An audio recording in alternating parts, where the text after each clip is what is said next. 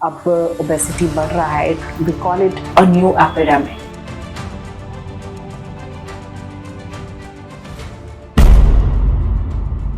कई लोग ये मानने लगे कि फैट तो खाना नहीं चाहिए।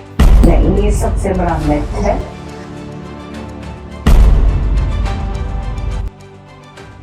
Zero fat is not at all healthy. Fat is very important or it should be included as part of the balanced diet. बिल्कुल केला एक हेल्दी फूड आइटम है, इससे वजन नहीं बढ़ता। तो इम्पॉर्टेंट ये है कि आपके शुगर लेवल्स नॉर्मल रहें।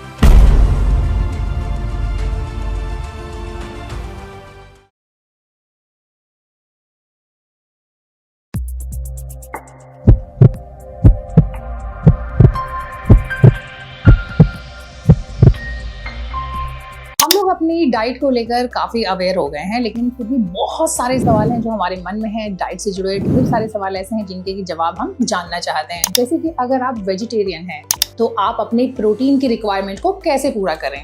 मिलेट्स की बात करते हैं तो क्या सारे मिलेट्स फायदेमंद हैं और सभी के लिए फायदेमंद हैं।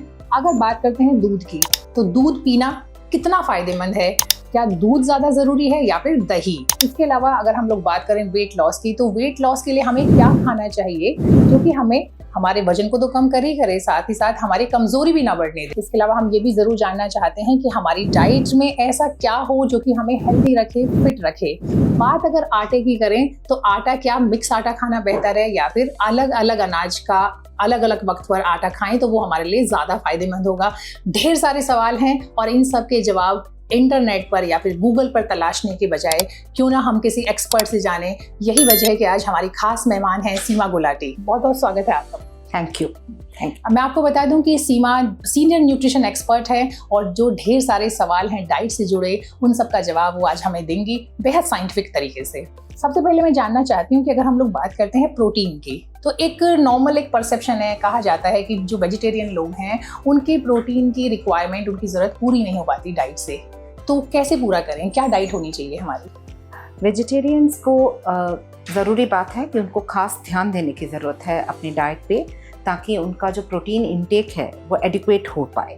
तो उसके लिए ज़रूरी है कि जैसे हम खाने में अपना डेयरी का इंक्लूड करें और उसमें डेयरी में जैसे दूध, दही और दूध से बनी हुई चीज़ों का प्रयोग करें, और उसी तरह से हम दालें हैं या लेग्यूम्स हैं उनको इंक्लूड करें। प्लस जैसे हमारे को थोड़ा सोयाबीन है उसका करें, तो नट्स और सीड्स को इंक्लूड करें। अगर हम ये सब चीज़ें अपनी डाइट में इंक्लूड करते हैं तो हम कंफर्टेबली ये कह सकते हैं कि हमने अपनी प्रोटीन रिक्वायरमेंट पूरी करी। और एक बात और ध्यान देने वाली है कि जो प्रोटीन, वेजिटेरियन प्रोटीन है वो एक कंप्लीट प्रोटीन नहीं होता, तो हम उसके लिए प्रोटीन कॉम्प्लीमेंटेशन यूज़ करते हैं। जैसे कि सीरियल और पल्स को मिक्स करके खाने से आपको सारे अमीनो एसिड मिलते हैं, तो एक कंप्लीट प्रोटीन बन जाता है और उसका बायोलॉजिकल वैल्यू जो हम कहते हैं वो बढ़ जाता है। तो जैसे अगर हम राजमा खा रहे हैं तो उसके साथ हम अगर रोटी खाएं या चने हैं तो उनके साथ अगर हम थोड़ा राइस लें तो वो एक हमारा कंप्लीट प्रोटीन बन जाता है। ये एक जरिया है आपकी प्रोटीन क्वालिटी का बढ़ाने का।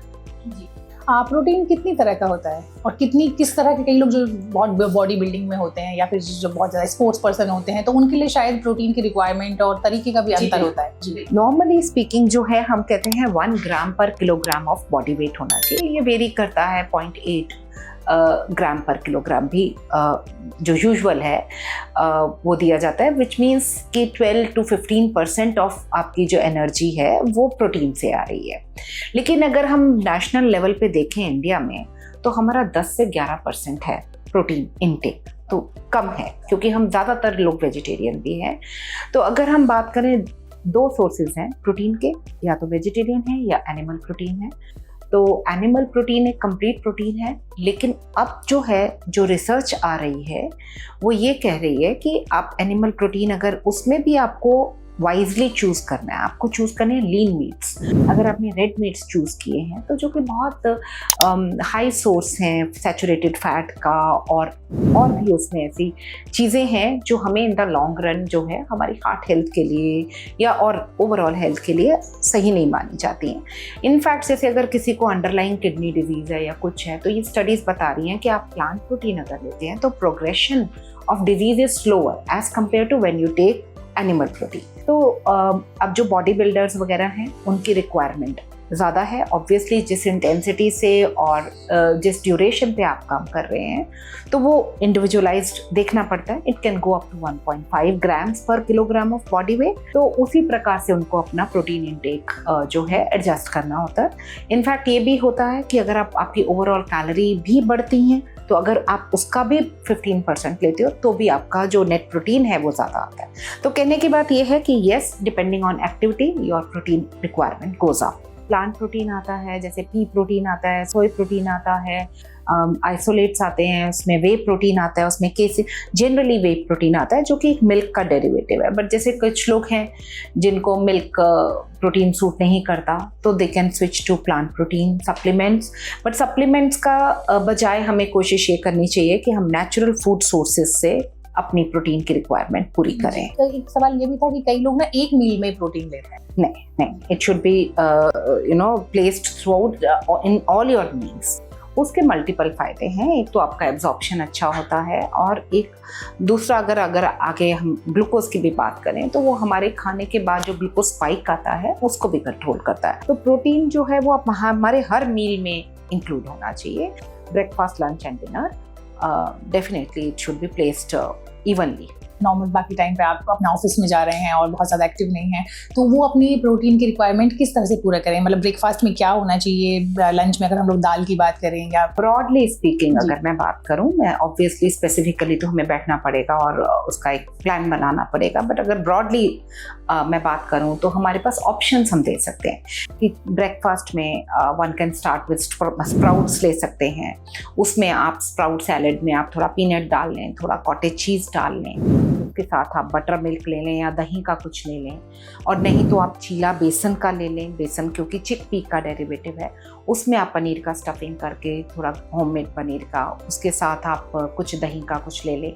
तो this can be your breakfast. For lunch you can have. आपने स्प्राउट्स की बात की, तो स्प्राउट्स में एक बहुत सवाल लोगों के मन में अक्सर आता है, हमारे चैनल पे भी लोग पूछते हैं, वो ये आता है कि स्प्राउट्स कई लोगों को सूट नहीं करता है, गैस करते जाता है, वैसे लोग सौते करके लेते हैं या फिर चीला बना के लेते हैं। तो क्या स्प्राउट्स को अगर आपने गर्म कर लिया या आपने पोहा में डाल लिया तो तब भी उसकी जो बेनिफिट्स हैं वो वैसे ही रहते हैं? जब थोड़ा जो वाटर सॉल्युबल विटामिन्स हैं उनमें फ़र्क पड़ता है, लेकिन जो उसका एक जो डाइजेस्टिबिलिटी या प्रोटीन के ऊपर जो है उसमें कोई फ़र्क नहीं है। आपका थोड़ा सा विटामिन डी वगैरह का लॉस होता है when you know put it. आप एक नहीं तो उसको ब्लैंच कर सकते हैं, गर्म उबलते हुए पानी में 1-2 मिनट डाल के उसको निकाल सकते हैं, जिससे उनको डाइजेस्टिबिलिटी इंक्रीज हो जाती है। तो come back to the topic, हम लोग बात कर रहे थे कि अगर हम एक डाइट की बात करें तो ब्रेकफास्ट की बात करी, इन बिटवीन अगर चाहें तो आप एक छाछ थोड़ा सा ले सकते हैं। और लंच की अगर हम बात करें तो आप जैसे दाल है, दाल इंक्लूड करें लंच में। उसके साथ आप चपाती ले सकते हैं, आप चाहें तो कोई मिलेट चपाती ले सकते हैं, आप चाहें तो आटे में बेसन मिला के ले सकते हैं, और उसके साथ आप एक दही का कटोरी लें, और ये आपका एक साथ में सब्जी लें। एक होलसम कंप्लीट मील है, आप उसमें सैलेड इंक्लूड करें। और फिर आपका इवनिंग में भी आप जो है आप कुछ ऐसा भुना चना ले सकते हैं, मखाना ले सकते हैं, पीनट्स ले सकते हैं एज स्नैक। और रात में अगेन यू कैन हैव दाल सब्जी रोटी, और this gives you, and at bedtime you can have a small bedtime snack which can be milk, a cup of milk. So this will ensure adequate amount of protein in your diet. Yeah. In fact जैसे कई लोग weight loss की वजह से या फिर बहुत ज़्यादा एक्टिव नहीं होते हैं, तो रात में हल्का लेना चाहते हैं, तो वो लोग दलिया ले सकते हैं। थोड़ा सा दलिया, थोड़ा दाल, थोड़ा सब्जियां सब उसमें मिक्स करके, या खिचड़ी इस तरह से बना सकते हैं। सारी चीज़ों को अगर आप मिक्स करेंगे तो वो आपकी न्यूट्रिशन वैल्यू भी उसकी रहेगी, साथ ही साथ डाइजेशन भी बेटर होगा। बिल्कुल बिल्कुल। तो ये इतना मुश्किल नहीं है, आई थिंक जितना बना दिया गया है कि अगर आप वेज हैं तो आपका प्रोटीन पूरा नहीं ऐसा बिल्कुल भी नहीं है, बिल्कुल भी नहीं है। राइट, मतलब अगर आप थोड़ा सा भी कहते हैं ना थोड़ा माइंडफुल ईटिंग तो हमें हर टाइम पे करनी ही है। तो अगर आप थोड़ा सा उसको माइंडफुली प्लान करें तो you can definitely meet your dietary requirement. Fats. तो जो बहुत बड़ा कंसर्न है आज की डेट में वो है, आपने फैट की बात की थी बीच में कि फैट जो है वो हमारे लिए बहुत ज़रूरी। एक तो पहली चीज़ ये आती है, कई लोग ये मानने लगेंगे फैट तो खाने नहीं चाहिए। नहीं, ये सबसे बड़ा मिथ है, क्योंकि फैट हमारे बॉडी में बिल्कुल हर जो सेल का हमारा वॉल है वो फैट से बना हुआ है। हमारे कितने विटामिन्स एब्जॉर्ब नहीं होंगे अगर हमारे पास फैट नहीं होगा। विटामिन ए है, डी है, के है। तो हर चीज़ में हमारे को कितने ही हमारे जो सिग्नलिंग है डिफरेंट एंजाइम्स की, उसके लिए हमें फ़ैट की ज़रूरत है। तो फैट इज़ वेरी इम्पॉर्टेंट और it should be included as part of the balance diet. तो हमारे को किसी भी मैक्रोन्यूट्रिएंट, चाहे वो प्रोटीन हो, चाहे कार्ब्स हो, चाहे फैट हो, उसको ना तो हटाना है ना एक्सेस में। बैलेंस जो है वो एक हमारे को डेफिनेटली लेना चाहिए अपने डाइट में। अब देखिए, इसका एक दूसरा एक्सट्रीम भी आता है, वो ये आता है कि कुछ लोग फैट बिल्कुल नहीं लेते और कुछ एक दूसरी तरफ, खासकर आप इंटरनेट पे देखेंगे ना, ये बड़ा बड़ा सर्कुलेट होता है कि आप देसी घी खाएं, खूब सारा देसी घी खाएं, देसी घी से आपका लुब्रिकेशन मिलता है घुटनों को। तो एक्चुअली देसी घी कितना खाना चाहिए? देखो, जो हमारे फैट की डेली रिक्वायरमेंट है, जो अगर हम अपनी डाइटरी रिकमेंडेशन की बात करें तो ये है कि 15 to 30% ऑफ टोटल कैलोरीज। तो अगर अब उसमें 15 to 30% में आपका विजिबल और नॉन विजिबल दोनों फैट्स हैं। तो नॉन विजिबल फैट की अगर हम बात करें तो किस में है? वो है दूध में है, वो अनाज में है, वो दालों में है, बहुत सारे फ्रूट्स में है। तो ये जब हम 15 to 30% कहते हैं, ये हमारा टोटल फैट है। तो जब विजिबल फैट की हम कैसे जाने कि हमें कितना फैट लेना है? तो हमारे एक नॉर्मल इंडिविजुअल की जो रिक्वायरमेंट है वो 3 से 4 चम्मच चाय के चम्मच की रिक्वायरमेंट है। अब आपने पूछा देसी घी। देसी घी बहुत हाइप कर दिया गया है। हमारे को ये ध्यान में रखना चाहिए कि जो देसी घी है वो मेजर जो है वो सैचुरेटेड फैट है। और हमारे को सैचुरेटेड फैट का भी एक कोटा है हमारे पास कि हमारे को 10% ऑफ टोटल कैलोरीज जो है, या 7 से 10% से ऊपर हमारा सैचुरेटेड फैट नहीं होना चाहिए। अब हमारे सोर्सेज डाइट में सैचुरेटेड फैट के बहुत हैं। हम कंप्लीट होल मिल्क ले रहे हैं, उसमें आ रहा है तरह तरह के। आजकल हम लोग प्रोसेस्ड फूड्स ले रहे हैं, उसमें तो खैर मैं जाना ही नहीं चाह रही, उसमें तो कितना जा रहा है आपके अंदर आप हिसाब नहीं लगा पाएंगे उसमें। तो जब ये पूरा आप डाइट मैट्रिक्स ध्यान में रखते हुए, तो ये ज़रूरी है कि हम अपने सैचुरेटेड फैट इंटेक को कंट्रोल में रखें, क्योंकि रिपीटेडली रिसर्च बता रही है कि सैचुरेटेड फैट जो है वो हार्ट डिजीज़ से लिंक्ड है। और उससे अगर आपने ज़्यादा फैट डाइट अगर आप लेते हैं तो जो खाने के बाद फ्री फैटी एसिड हमारी बॉडी में बढ़ते हैं, जो कि आपकी इंसुलिन सेंसिटिविटी को इम्पैक्ट करते हैं। तो हर चीज़, जैसे मैंने बोला, हमें बैलेंस में ज़रूरी है। हम सैचुरेटेड फैट खा सकते हैं। अगर देसी घी है तो एक पिघला हुआ चम्मच आप दिन में इंक्लूड कर सकते हैं, और 3 चम्मच जो है वो आप कोई भी वेजिटेबल ऑयल यूज़ कर सकते हैं। अब वेजिटेबल ऑयल्स भी बहुत तरह के हैं, हम किसी को एक को स्टिक नहीं करना चाहिए। जैसे मूंगफली का तेल है तो साथ में हम सरसों का चला लें, क्योंकि किसी में मुफा ज़्यादा है तो किसी में फूफा ज़्यादा है। तो keeping a balance of all the fatty acids, तो हमें थोड़ा सा बदल के और एक साथ में एक से ज़्यादा ऑयल्स यूज़ करने चाहिए।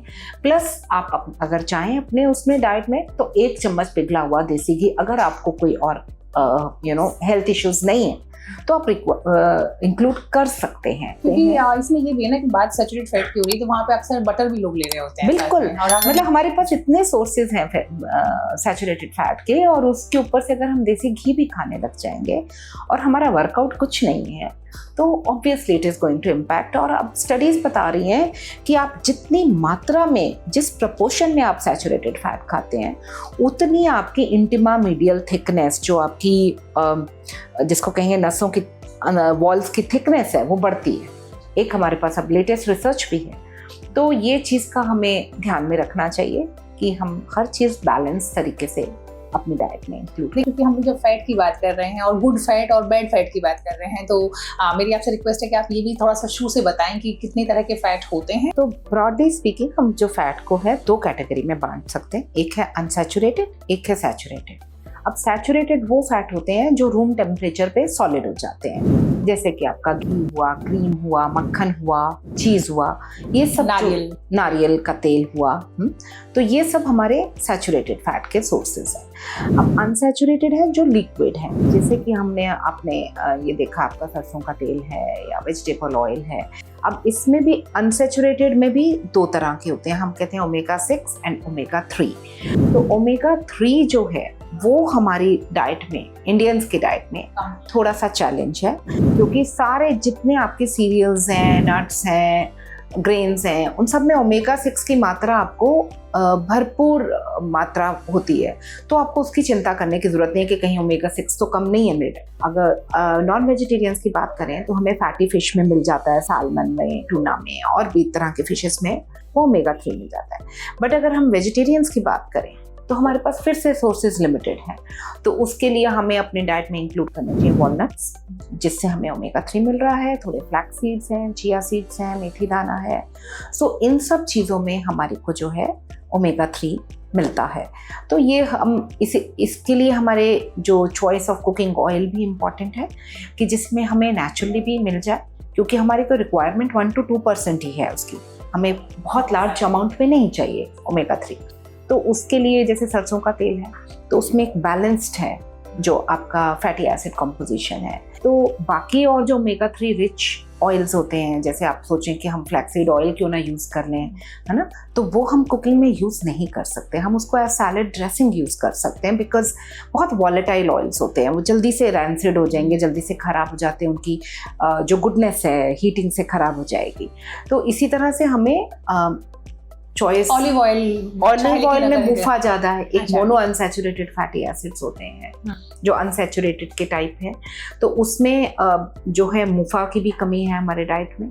तो ऑलिव ऑयल जैसे आपने बोला उसमें मुफा है, सरसों के तेल में मुफा है, राइस ब्रैन में मुफा है और मूंगफली में मुफा है, सब नट्स, जितने तमाम तरह के नट्स हैं उन सब में भरपूर मुफा है।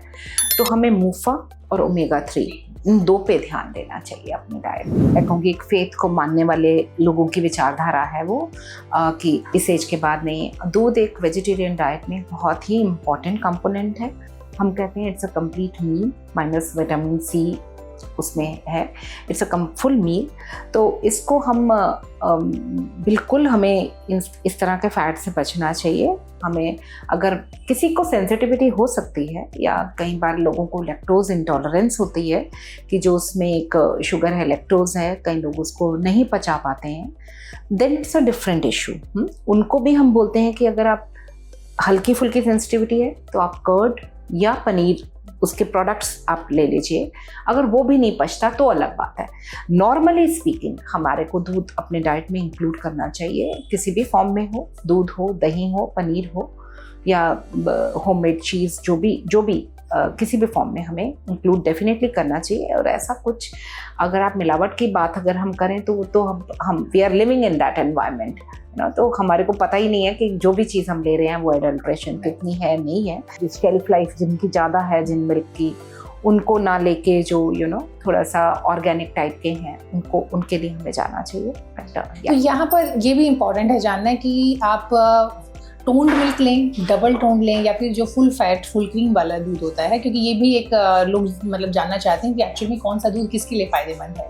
हाँ, देखिए जो होल मिल्क है इट्स अबाउट 7% फैट है ना, और जो टोन्ड है वो 3% है। तो हम हमेशा टोन्ड बोलते हैं क्योंकि आप अगर आप घी भी खाना चाह रहे हैं और फुल फैट मिल्क भी लेना चाह रहे हैं तो फिर आपका सैचुरेटेड फैट इंटेक भी बढ़ जाएगा। तो it is advisable to go for low fat milk हो, तो इसलिए हम टोन्ड या फिर डबल, जिसको बहुत ज़्यादा जिनका कुछ कंसर्न है तो डबल टोन्ड भी कहते हैं, but normally speaking toned is good enough. तो आप टोन्ड मिल्क का प्रयोग करें और होल मिल्क से एक तो आपका उसी में ज़्यादा कैलोरीज जा रही हैं। अगर आपने 1 कप होल मिल्क लिया और 1 कप आपने लो फैट लिया तो आपकी कैलोरी इनटेक में भी फ़र्क है और फैट में तो है ही है। तो it's better to go for toned. लेकिन बच्चों को तो full cream. Yes, up to what age? till the age they are active. दूध के अलावा एक और चीज़ है आजकल, ये भी बड़ा चलन में है, सोया मिल्क। अगर जिसको खासकर दूध से, जैसे आप बताया कि इंटॉलरेंट है या फिर एलर्जी है किसी तरह की, तो उनके लिए आई थिंक सोया मिल्क या फिर बादाम मिल्क जो है वो एक ऑप्शन हो सकता है। हाँ, हो सकता है, उनके लिए ऑप्शन हो सकता है, बट वही है कि उसमें कितना प्रोटीन है और कितना कंपैरेबल बोलते हैं। बट ठीक है, अगर आप नहीं ले पाते, क्योंकि सोया से भी कुछ अलग इश्यूज आ जाते हैं, कई लोगों का इंटॉलरेंस है सोया से भी है, तो वो इंडिविजुअल एक्सेप्टेबिलिटी की भी बात है, क्योंकि टेस्ट भी टिपिकल है। But yes, if you can not take milk, you can resort to these alternate. अगर आपको दूध पीने से ब्लोटिंग हो रही है, इंडाइजेशन हो रहा है, या बाउल हैबिट्स आपके हो रहे हैं, कई बार लोगों को बहुत एलर्जीज हो जाती हैं, स्किन रैशेस हो जाते हैं, या कुछ ऐसा आपको सिम्टम्स देखने में। और जिन लोग को अगर आप बच्चों की बात करें जिनको मिल्क इंटॉलरेंस है या लैक्टोज इंटॉलरेंस है, उनका वेट गेन नहीं होगा, उनके माइलस्टोन उस तरह से आगे नहीं बढ़ेंगे। तो all these are indicators that the body is not able to digest milk. बहुत इंपॉर्टेंट चीज़ है जो है कि अगर हम लोग वेट लॉस की बात करें, तो वेट लॉस पे ना आजकल बहुत सारे लोग हैं जो कि फास्टिंग की तरफ जाते हैं, या फिर कुछ अलग अलग तरह की जो डाइट्स होती हैं उनको ट्राई करने लगते हैं। इंटरमिटेंट फास्टिंग बहुत चलन में है। तो वही मैं आपसे जानना चाहती थी कि ये जो फास्टिंग का फंडा है ये कितना सही है, कौन कौन सी तरह की फास्टिंग होती हैं, ये एक्चुअल में बेनिफिशियल है या फिर नहीं? आपने बहुत अच्छा सवाल पूछा। बहुत ज़्यादा पॉपुलर है इंटरमिटेंट फास्टिंग, जिसमें हम लोग एक ईटिंग विंडो होता है, एक फास्टिंग विंडो होता है। आप ज़्यादा घंटों के लिए नहीं खाते हैं। जैसे जो ज़्यादा पॉपुलर है वो 16:8 का पॉपुलर है, कि आप 16 आवर्स के लिए कुछ नहीं खा रहे हैं, फिर आप जो बचे हुए 8 घंटे हैं दिन के, उसी में खाते हैं। तो देखा क्या गया है कि लोगों को एक आसान तरीका लगता है कि यार बस मैं अपना एक डिनर स्किप कर लूँ या फास्टिंग पीरियड बढ़ा दूँ, फिर मैं दिन में जो मर्जी खा सकता हूँ। तो वो क्या करते हैं कि हाँ, वो 16 आवर्स फास्टिंग तो कर लिया, but during 8 hours they are bingeing, it's fasting and feasting going on together, right? One is this. Second is कि अगर हम रिसर्च की बात करें, तो हम अगर डिफरेंट एनालिसिस देखें हमारे जो भी हैं, तो रिसर्च ये बताती है कि कोई 6 महीने के बाद कोई फ़ायदा नहीं है इसका। मतलब अगर आप कंट्रोल्ड एनर्जी ले रहे हैं थ्रू आउट द डे या फिर इंटरमिटेंट फास्टिंग कर रहे हैं, तो वेट लॉस में नेट कोई फ़र्क नहीं आता है। और बल्कि जब आप इंटरमिटेंट फास्टिंग में होते हैं तो आपका लीन मास, जिसको हम मसल मास कहते हैं, जिसको बनाना स्पेशली एक हम इंडियंस के लिए वैसे ही चैलेंज है कि हमारे पास बायोलॉजिकली स्पीकिंग कम है लीन मास, और हमारे लिए इसको बिल्टअप करना भी एक चैलेंज है। तो वो देखा गया है कि इंटरमिटेंट फास्टिंग पे जो लोग रहते हैं उनमें लीन मास का भी लॉस होता है। तो कुल मिला के अगर देखा जाए, तो अगर हम वेट लॉस की बात करते हैं तो कोई ऐसा एडिशनल बेनिफिट नहीं देखा गया इंटरमिटेंट फास्टिंग का वर्सेस आप एनर्जी कंट्रोल्ड डाइट कर रहे हैं। वैसे ही अगर आप पूरा दिन में एक नपा तुला खा रहे हैं, जितनी आपकी रिक्वायरमेंट है उस हिसाब से खा रहे हैं, एक्सेस ईटिंग नहीं कर रहे हैं, तो उसके और इंटरमिटेंट फास्टिंग के रिजल्ट्स में कोई फ़र्क नहीं। एग्जैक्टली। तो ये तो इंटरमिटेंट फास्टिंग आपने बताया, और बहुत सारे लोग करते भी हैं। वही अगेन जिस चीज़ के इलाज हम लोग साथ बैठे हैं, ये है कि जो बहुत सारी चीज़ें इंटरनेट पर जो गलत चीज़ें फैल रही हैं, लोग उनको देख करके फॉलो कर रहे हैं, तो उससे अच्छा है कि क्यों ना हम एक एक्सपर्ट ओपिनियन लें। जितने भी लोग हमें देख रहे हैं, अगर वो चाहते हैं कि उन तक बिल्कुल सही और सटीक जानकारी पहुँचे और देश के बेहतरीन एक्सपर्ट्स के माध्यम से पहुँचे, तो वो हेल्थोपीडी को ज़रूर सब्सक्राइब करें, हमारे वीडियोज़ को लाइक करें, शेयर करें, और हमारे पेज पर जाकर, हमारे यूट्यूब चैनल पर जाकर ये ज़रूर लिखें कि वो किस टॉपिक पर डिटेल में जानकारी पाना चाहते हैं। सीमा, ये तो आपने हमें बताया कि फास्टिंग का एक तरीका जो कि चूंकि आजकल बहुत ज़्यादा फैशन में है, लेकिन इसके अलावा भी कुछ और तरह की लोग इंटरनेट से खासकर निकालते हैं, कुछ डाइट्स हैं और उनको फॉलो करते हैं। तो कौन कौन सी डाइट्स आपके हिसाब से लोग ज़्यादा फॉलो करते हैं, और उनके फिर ड्रॉबैक्स या फिर उनके डीमेरिट्स क्या हो सकते हैं? बहुत सारी, मतलब अगर आप खोलेंगे तो 1000 तरह की डाइट्स हैं अवेलेबल इंटरनेट पे। तो हम जो मोस्ट पॉपुलर है, हम अगर उनकी बात करें, तो उसमें एक आजकल कीटोजेनिक डाइट का बहुत चलन है, जिसमें आप फैट खूब सारा खाते हैं और कार्बोहाइड्रेट्स बहुत ना के बराबर बहुत कम खाते हैं। तो उसमें भी अब यही रिसर्च दिखाती है कि जब आप हाई फैट डाइट लेते हैं, तो जैसे हमने पहले बात करी थी कि आपका post prandial free fatty acid जो है वो बढ़ जाते हैं, जब आपने बहुत एक हाई फैट मील लिया है तो, और वो भी आपकी इंसुलिन सेंसिटिविटी को इम्पैक्ट करता है। Plus in the long run उसका हार्ट हेल्थ के ऊपर जो है इम्पैक्ट आता है, और हमारी स्टडीज़ दिखाती हैं कि कम से कम 2 गुना एथेरोस्क्लेरोटिक कार्डियक इवेंट का रिस्क बढ़ जाता है अगर आप high fat low carbohydrate diet लेते हैं तो इन द लॉन्ग रन। केवल प्रोटीन ले रहे हैं लोग in every meal, only protein, और they are taking animal protein throughout the day, so that is also in the long run it is not good. Suppose there is underlying kidney disease, or it can be associated with the kidney stones, थोड़ा सा और भी तरह की जो हैं इसके health concerns पाए गए हैं। तो और मतलब जैसे और डाइट्स हैं जिसमें आपने, जैसे ग्लूटेन फ्री डाइट है एक, उसमें आप बिल्कुल वीट या बार्ले जो भी एकदम से एब्सटेंड करते हैं अपनी डाइट। मान लीजिए आपको कुछ ग्लूटेन इंटॉलरेंस है नहीं और आपने एक डाइट फैड फॉलो किया है, तो आप एक अननेसेसरीली एक हेल्दी फूड ग्रुप, एक हेल्दी फूड आइटम को आप क्यों एलिमिनेट करते हैं लोग फिर, अगर मान लीजिए प्रॉब्लम नहीं है? एक ये फैड चल रहा है, it is in trend, going gluten free, so it's a trend. इतनी हम तो सदियों से, इट्स आवर एंशिएंट ग्रेन, तो हम तो शुरू से खा रहे हैं गेहूं को। तो अचानक से ऐसा क्या हो गया कि इतना ग्लूटेन इंटॉलरेंस बढ़ गया? तो कुछ लोगों को डेफिनेटली है, कुछ को सेंसिटिविटी है या कुछ को इंटॉलरेंस है, मैं उनकी बात नहीं कर रही, उनको तो ठीक है उनके लिए ना लेना, बट नॉर्मली ऑल्सो फिर जैसे मोनो डाइट्स चल रही हैं कि आप एक दिन पूरा दाल ही खाएंगे, फिर एक दिन बनाना ही खाएंगे, फिर एक दिन आप कुछ और कुछ भी एक चीज़ आलू खाएंगे या कुछ भी खाएंगे, तो वेट लॉस के लिए कि अब वो मोनो डाइट्स का कोई there is no scientific basis, है ना। तो बेसिकली तरीका, तरह तरह के तरीके ढूंढे जाते हैं कि किसी तरीके से कैलोरी इनटेक को कम किया जाए। जब आपने एक एलिमिनेट कर दिया कोई फूड ग्रुप, तो उससे बनी हुई चीज़ें भी एलिमिनेट हो गई, तो आपका ओवरऑल इनटेक कम हो जाता है एनर्जी का, है ना। तो इससे बजाय ये सब करने के हम वैसे ही समझ लें कि हमें एक्सेस में नहीं खाना और बैलेंस तरीके से खाना है, और हर चीज़ मॉडरेशन में खानी है, पोर्शन साइज पे कंट्रोल करना है, तो हमें इन सब फैड्स में पड़ने की बिल्कुल भी ज़रूरत नहीं। तो मतलब बेसिकली ये कि आप अपनी, जो शुरुआत में हम लोगों ने बात की थी, mindful eating is very important. अगर आपका जो वेट लॉस करना है या फिर नहीं करना है, लेकिन आप सोच समझ के खाएं कि आप क्या खा रहे हैं। एग्जैक्टली। और किसी को भी आंख मूंद के फॉलो ना करें कि किसी ने सजेस्ट कर दिया, हर किसी की बॉडी की रिक्वायरमेंट अलग है। तो अगर आप करना ही चाहते हैं तो आप अपने एक्सपर्ट से, जो न्यूट्रिशनिस्ट हैं उनके पास जाएं, उनसे बात करें, रादर देन इंटरनेट से उधर से या किसी दोस्त से पूछ करके कुछ फॉलो करने के। क्योंकि हम लोग बात कर रहे थे डाइट की बात की, और चूंकि शुरुआत से हमारी बातचीत डाइट पर है, तो डाइट का एक बहुत इंपॉर्टेंट एस्पेक्ट है आटा, राइट।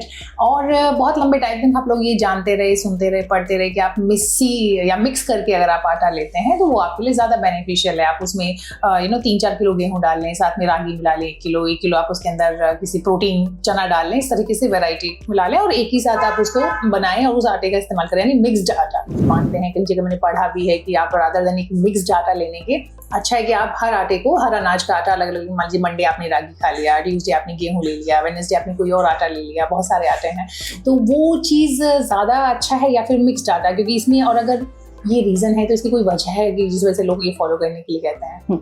देखिए, हम ना दोनों चीज़ें कर सकते हैं, राइट। जैसे आपने कहा कि एक दिन गेहूं, एक दिन रागी, एक दिन बाजरा, कुछ भी, वो उसमें कोई इशू नहीं है। लेकिन अगर मान लीजिए आप अपने आटे का ग्लाइसेमिक इंडेक्स कम करना चाहते हैं, तो हमने ये देखा है कि जैसे मान लीजिए बेसन है। इससे पहले कि हम आगे जाएं, मैं चाहती हूँ कि आप एक बार ये बताएं कि ग्लाइसेमिक इंडेक्स क्या है, उसका क्या रोल है, क्यों कम करना है? हाँ, ग्लाइसेमिक इंडेक्स हम बोलते हैं कि किस खाने में कितनी क्षमता है ब्लड शुगर को बढ़ाने की, कितनी तेजी से ना, तो उसको हमने डिवाइड किया हुआ है लो, मीडियम एंड हाई। तो 55 तक लो मानते हैं, फिर 70 तक मीडियम, 55 से 70 एंड 70 से ऊपर हाई।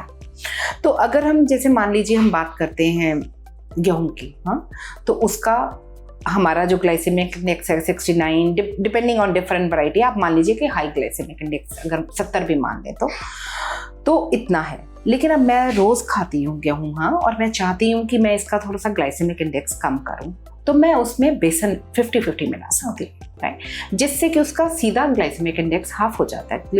बेसन का अगर मैं बात करूँ तो 25 के 30 लो ग्लाइसेमिक इंडेक्स है। तो इस तरह से जो मैं रोटी तैयार करूँगी तो उसका ग्लाइसेमिक इंडेक्स कम आ जाएगा। सिमिलरली अगर मैं उसका और कम करना चाहती हूँ तो मैं उसमें हो सकता है लौकी घिस के मिला दूँ, तो जिससे फाइबर बढ़ेगा। तो स्लो ग्लूकोज जो है हमारे खाने में स्लो खून में धीरे धीरे आएगा, स्लो होगा, slow release of blood glucose, slow release of glucose in the blood, right.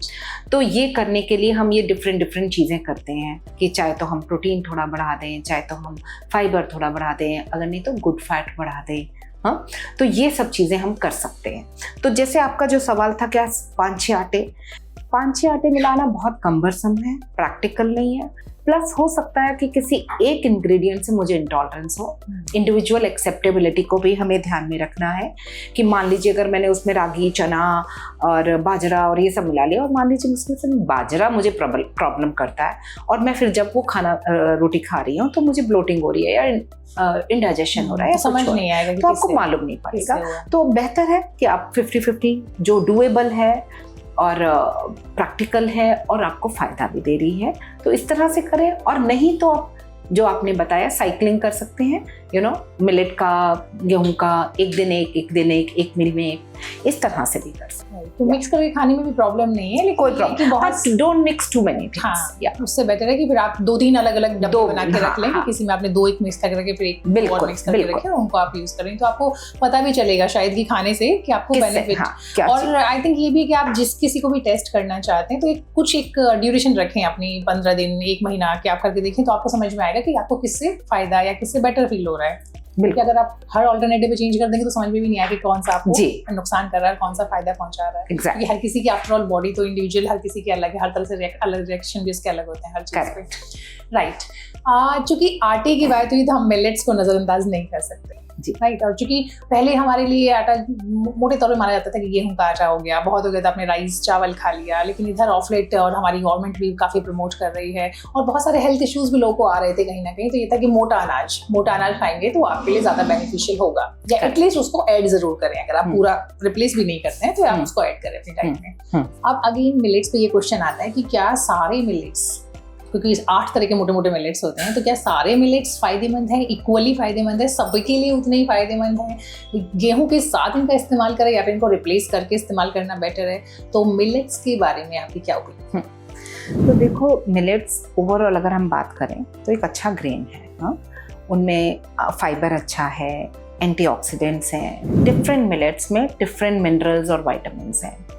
लेकिन जो एक हाइप क्रिएट हो रहा है कि as if millets are super food और मैजिकल फूड, तो उस चीज़ से हमें बचना है। ये कि हमारे पर, मैं इसको इस तरह से तुलना करूँगी कि जैसे हम कहते हैं कि आप अपनी दालों की वैरायटी खाएं, एक ही दाल डेली ना खाएं, बदल बदल के खाएं। आप तेलों में वैरायटी लें, है ना, आप फ्रूट्स और वेजिटेबल्स में वैरायटी लें। तो सिमिलरली आपको ग्रेन्स में भी वैरायटी यूज़ करें to get the benefit from all the grains. तो अब किसी में अगर आप देखेंगे, किसी में मैग्नीशियम की मात्रा ज़्यादा है, किसी में पोटेशियम ज़्यादा है, किसी में फाइबर ज़्यादा है, और सबका ग्लाइसेमिक इंडेक्स अलग अलग है। तो हम इनको एक ब्लैंकेट टर्म नहीं दे सकते, दे आर ऑल गुड। अब जैसे स्टडीज़ ने दिखाया, रागी है, बहुत अच्छा सोर्स है कैल्शियम का, लेकिन उसका ग्लाइसेमिक इंडेक्स भी ज़्यादा है ना, जो स्टडी बता रही है। तो हमारे को देख कर करना है ना, क्या हमारे को हमारा एंड रिजल्ट है, हम क्या चीज़ एम कर रहे हैं। अगर मेरे को कैल्शियम ज़्यादा चाहिए, येस आई मस्ट इंक्लूड, लेकिन अगर मैं डायबिटिक हूँ तो मुझे सोच के डालना है कि मैं अगर रागी यूज़ कर रही हूँ तो मैं उसके साथ कुछ बेसन मिला दूँ या कुछ ऐसा एमरंथ मिला दूँ जिससे उसका ग्लाइसेमिक इंडेक्स कम हो जाए। तो सब में कुछ ना कुछ गुडनेस है, मगर हाइप करने की ज़रूरत नहीं है। उनको एक रूटीन में आप यूज़ करिए, वैरायटी यूज़ करिए, एक कभी कुछ कभी कुछ की ऐसे इंक्लूड करें डाइट में, और दैट्स इट। देखिए, बहुत सारी चीज़ें हैं जैसे कि आपने अभी बताया। तो एक ये भी है ना कि अलग अलग फॉर्म में हम यूज़ कर सकते हैं। ज़रूरी नहीं कि हम हर किसी का आटा बनवाएं फिर रोटी बनाएं। बहुत दलिया के के रूप में हम लोग यूज़ कर सकते हैं, दलिया बना सकते हैं, खिचड़ी की तरह इस्तेमाल कर सकते हैं। नवरात्र में तो अक्सर देखा है कि बहुत सारे जो मिलेट्स हैं हम लोग नवरात्र में यूज़ करते ही हैं, तो आप उस तरीके से इस्तेमाल कर सकते हैं। कई बार उसका सैलेड बना सकते हैं, आपने उसको सोक कर लिया, फिर उसको हल्का बॉईल करके बिल्कुल बिल्कुल। तो बस डिपेंड करता है कि आपका इंटरेस्ट कितना है अपनी कुकिंग को लेकर, अपनी हेल्थ को लेकर। बट एक बात का ध्यान हमें ये रखना चाहिए कुकिंग में, जैसे आपने बताया खिचड़ी बना सकते हैं, तो जिसमें जितना जेलेटिनाइजेशन जिसको बोलते हैं ना, जैसे आप ग्रेन को बॉईल कर रहे हैं, एक ट्रांसपेरेंट सा हो जाता है, स्टिकी सा हो जाता है, वो जितना होगा उसका ग्लाइसेमिक इंडेक्स उतना ज़्यादा हो जाएगा, मतलब कि वो जल्दी शुगर बढ़ाएगा, है ना। और जितना थोड़ा सा दाना दाना रहता है उसका ग्लाइसेमिक इंडेक्स कंपैरेटिवली उस हिसाब से कम होता है। तो ये चीज़ का हमें ध्यान रखना चाहिए कि जैसे मान लीजिए आप पोहा के फॉर्म में बना रही हैं तो ग्रेन इंटैक्ट है पूरा, तो वो ठीक है।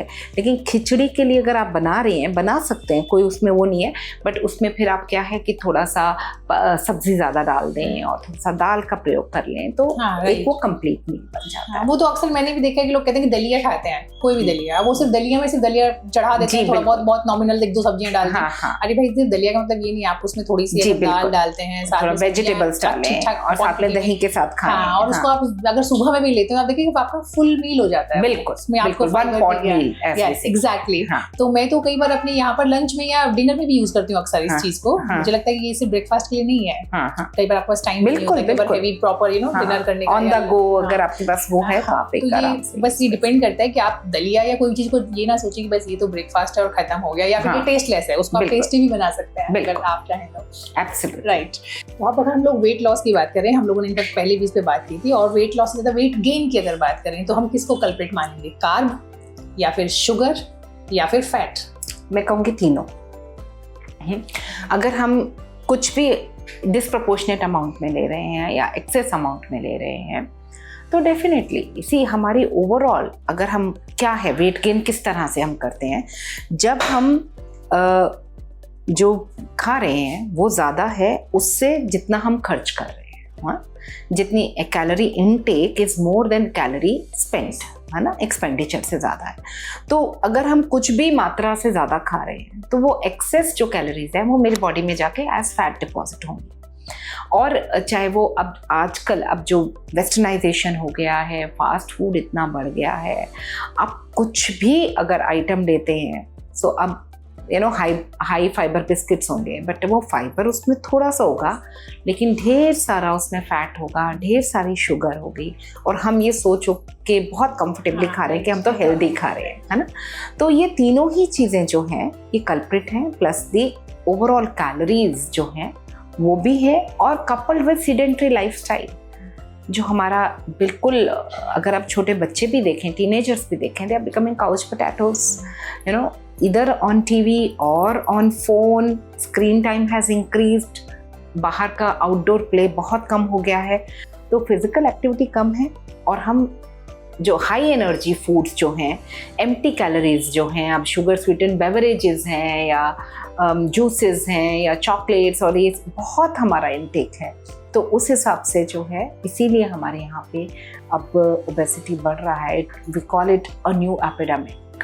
आई नो, और पर्टिकुलरली बच्चों की अगर हम लोग बात करें तो ये फिर बहुत अलार्मिंग है कि बहुत अलार्मिंग है अभी से, बिकॉज हम लोगों ने तो फिर भी हमारा चाइल्डहुड बहुत एक्टिव वाला रहा है, हम लोग बहुत बाहर खेलने जाते थे, और मतलब घर से पे हमें डांट पड़ती थी कि वापस आने के लिए घर में आ जाओ भाई, और आजकल बच्चों को डांट पड़ती है बाहर निकल जाओ, बाहर निकलो। एग्जैक्टली, बिकॉज अभी मैंने ये देखा है कि जो बच्चे खेलते भी हैं वो भी वो खेल रहे होते हैं कि you are connected with your other friends on phone, और आप उसी पे चेस खेल रहे हैं, उसने ये किया उसने ये किया, घर बैठ के खेल रहे हैं, तो आउटडोर प्ले बहुत कम हो गया। एग्जैक्टली, इसमें एक जोक भी है इनफैक्ट कि मैं हमेशा फर्स्ट आता हूँ गेम में, तो भाई कौन सा गेम खेलते हो, वीडियो गेम, ठीक है। सीमा, आप बहुत अच्छी तरीके से आप पूरे हमारे दर्शकों, जो हमारे व्यूअर्स हैं उनको आप बता रहे हैं कि किस तरीके से आपकी जो हेल्दी डाइट है वो क्या होनी चाहिए। तो यहाँ एक बड़ा इंपॉर्टेंट सवाल ये भी है कि कई बार ना यहाँ पे इनफैक्ट कन्फ्यूजन है। कई लोग कहते हैं कि जब आपका ना एक फिक्स टाइम होना चाहिए खाने का, आप सुबह 10 बजे या 9 बजे ब्रेकफास्ट करते हैं, फिर आप दिन में 1 से 2 बजे के बीच अपना लंच करते हैं, और फिर रात में डिनर भी आप 7-8 बजे कर लेते हैं। वहीं दूसरी तरफ ये भी कहा जाता है कि जब तक आपको भूख ना लगे तब तक आप खाना ना खाएं, तो ये दोनों कॉन्ट्राडिक्टरी हैं। तो तो आपके हिसाब से आइडियल तरीका क्या है? ये दोनों का मिश्रण आइडियल तरीका है। वो इस तरह से कि हमारे के रेगुलर टाइमिंग्स तो होनी ही चाहिए। हाँ, जब हम एक बायो क्लॉक फॉलो करते हैं या एक रेगुलर टाइमिंग्स फॉलो करते हैं तो हमारी बॉडी बहुत इंटेलिजेंट है। हमारे डाइजेस्टिव जूसेस वगैरह उसी वक्त पे सिक्रीट करते हैं और उसी तरह से हमारी बॉडी डिमांड करती है। लेकिन due to any reason if I am not hungry, तो जस्ट बिकॉज मेरा टाइम हो गया मुझे नहीं खाना चाहिए। और मुझे जितनी भूख लगी है हमेशा मुझे थोड़ा उससे कम खाना चाहिए। Because see if my stomach is totally full, मैंने पूरा पेट भर के खा लिया, तो जो उसके बाद जो मेरे डाइजेस्टिव जूसेस सिक्रीट होंगे तो उनके लिए कोई जगह नहीं है ना। तो my tummy should be 80% full, right? When 80% full I should stop, listen to your body, according to your requirement आपको खाना चाहिए, भूख के हिसाब से खाना चाहिए। और ये नहीं है कि भूख मुझे पूरा दिन नहीं लग रही तो मैं नहीं खाऊं। तो timings to a certain degree आपको फॉलो करने चाहिए। एक रेगुलर इंटरवल पे, रेगुलर टाइमिंग्स पे भूख के हिसाब से खाना चाहिए। और इसमें ये भी कई बार कहा जाता है कि आप आजकल क्या हो गया कि सब लोग टीवी देखते हुए, मोबाइल पर मैसेजिंग करते हुए उस टाइम पे आप खाना खा रहे होते हैं, तो वो खाना जो है उस तरीके से आपके लिए अगर देखें तो वो ऐसा बेनिफिशियल नहीं, आपको पता ही नहीं चलता कि आप क्या खा रहे हैं, कितना खा रहे हैं। ये डिसिप्लिन हमें ज़रूर फॉलो करना चाहिए, फूड डिसिप्लिन के कायदे से हम टेबल पर बैठ के खाएं। और जब हम खाना खा रहे हैं तो हम खाना खा रहे हैं, है ना? तो it should be a good time to spend with family, और अपने खाने के साथ एक इक्वेशन रखें और अपनी फैमिली के साथ रखें, rather than all these distractions. इसका भी बेनिफिट होता है। कोई रिसर्च वगैरह भी है क्या इस पर, या फिर ये आपका ऑब्जर्वेशन है? हाँ, नहीं, ऑब्जर्वेशन रिसर्च बताती है कि आप eating in front of television you tend to eat more, you totally lose track कि आप खा क्या रहे हैं, कब खा रहे हैं। अब वही होता है, जैसे आपने देखा होगा जो छोटे बच्चे हैं उनकी मदर्स कुछ ना कुछ कार्टून चला देंगे और बच्चों को खिलाते जाएंगे। कहते हैं जब कार्टून देख रहा होता है तो उसको मैं 2 रोटी भी खिला देती हूँ, पता नहीं चलता। फिर these are the habit forming years, और ये फिर पूरी जिंदगी ये आपका चलता है। फिर आपका ये सिस्टम, फिर आप कहो कि नहीं अब तुम बड़े हो गए, अब टीवी के सामने नहीं खाओ, जबकि मैंने तो उसको पहले ही ऐसे खिलाया। हाँ, तो ये डिसिप्लिन हमें राइट फ्रॉम बिगिनिंग फॉलो करना चाहिए।